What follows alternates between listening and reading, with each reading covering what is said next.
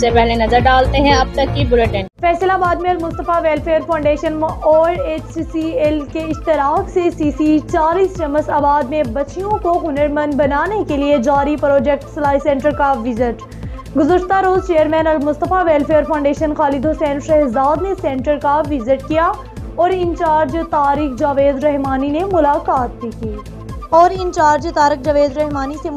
भी की बच्चियों से गुफ्तगू की और इनके मसाइल सुने। इन्होंने कहा कि हमारा मकसद हुनरमंद पाकिस्तान हो जो बेरोजगारी के खात्मे के लिए रग़बत के मुताबिक हुनर सिखाया जाता है। अल-मुस्तफा वेलफेयर फाउंडेशन की कोशिश है कि खास तौर पर ख़वातीन को हुनरमंद बनाया जाए और मौजूदा महंगाई के दौर में अपने घराने का सहारा बनाया जा सकता है। मेरा भी है एतबार, रिश्ते भी चमके चम चम चम चम चम चम चम चम चम चम चम चम लेमन मैक्स लॉन्ग बार चम चम चम चम